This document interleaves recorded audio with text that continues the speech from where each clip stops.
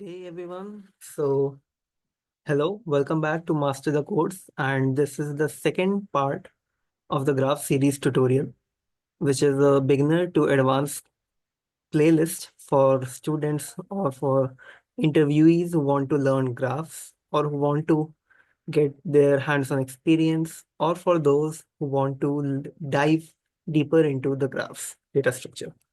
So this one is a basic introduction.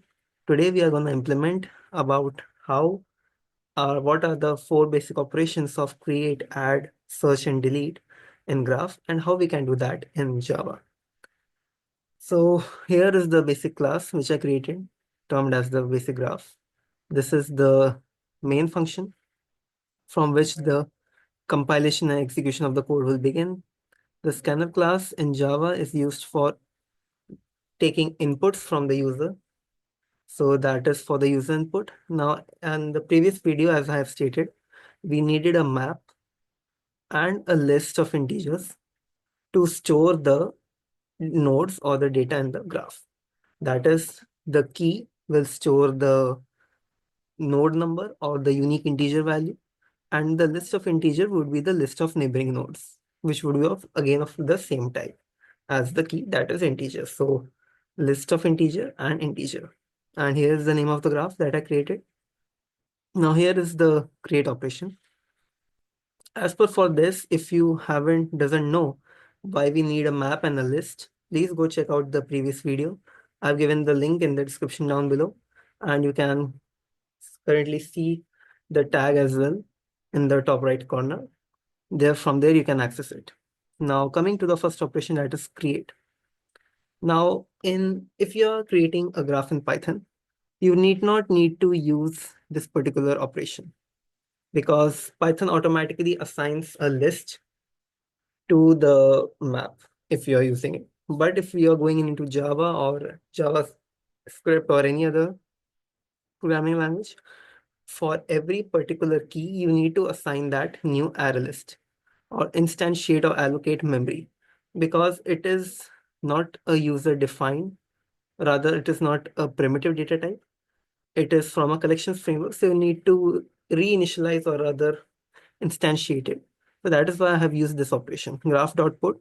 That is for every, we can say, node, I am creating an empty list, empty array list or an empty list of integer data type. Then we have the add operation. That is, you just need to access that particular key and add the value to the list, that is 2. Similarly, you access that particular key, that is 1, and add the value 3. So now the neighbors of 1 are 2 and 3.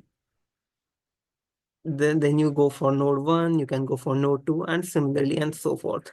And then you print the graph, whatever you get. Right. Then here is the search operation. You just need to check if node 1 is present.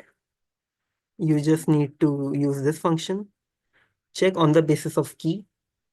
If you don't know why we need to check it on the basis of key, you can again have a look at the previous video of the graph series tutorial, and there you will get the answer for your question. And the last is the delete operation, in which you simply use the graph.remove, remove that particular key from the graph, and print the graph again. Now here you can see I have created the graph, and on this graph basis, I have used all these operations. Like you can see, one has the neighbors 2 and 3. I've added 2 and 3 over here, add 2 and add 3. Similarly, if you have node 2, you have neighbors 1, 4, and 5, and so forth. I did for 1, 4, and 5, and so on. I added node 3, node 4, and node 5.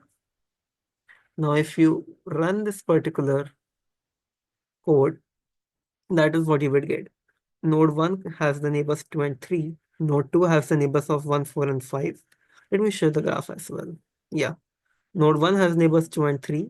Node 2 has neighbors 1, 4, and 5. Node 3 has neighbors 1 and 4. Node 4 has neighbors 2 and 3. And 5 has only one neighbor, that is 2. And if you search for node 1, it is present in the graph. And if you search for node 6, it is not present in the graph. And when you remove node 5, you only have now 4 nodes, that is 1, 2, 4. Now, that's is the code for the generation or creation of graphs in Java. I'll share the code in the description down below, and the link for the repository will be provided as well. This is all for today's video, and from next video, we would be starting with the BFS and DFS traversals. Until then, stay happy and stay safe, and bye-bye.